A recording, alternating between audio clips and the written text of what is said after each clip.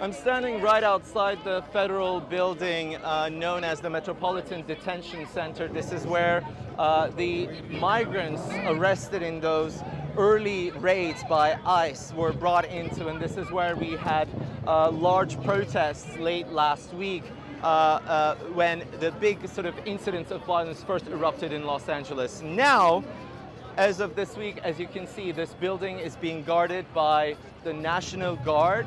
Their mandate for now seems to be quite limited. They are just outside the building providing security, and right outside the National Guard you can see there's a lot of media presence, a lot of journalists, and there are also protests going on. They started around noon local time today. You can see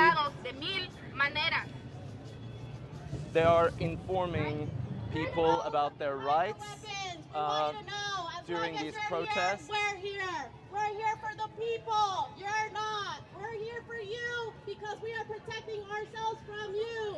That is why you're hiding your names, because you guys know you're the criminals. Show your names. Have some pride of what you're doing here. Then maybe we'll respect you a little bit.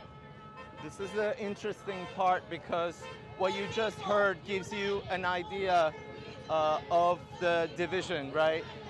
So a lot of these people, as I can also see from the signs, they feel attacked.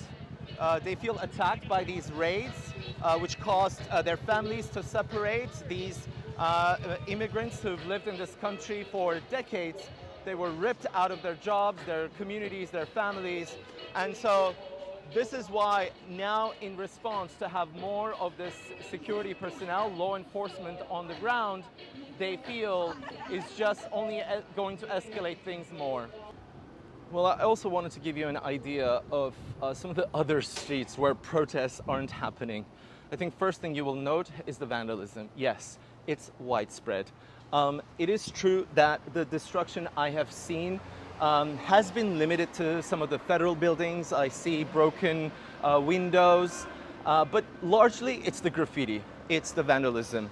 And I think a lot of the violence they're referring to is also during the protests, when they start throwing rocks, cement blocks, or glass bottles on the law enforcement. That's usually what triggers a heavy-handed response from the police, from the local police.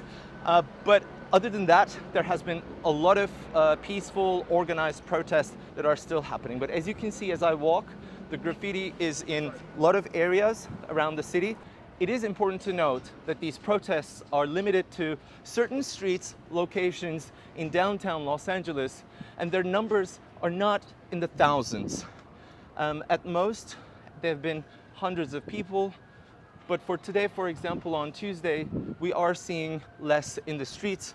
And I'm curious if that has to do with some of the warnings, and perhaps with the additional deployment of the National Guard and, as of Tuesday, the Marines.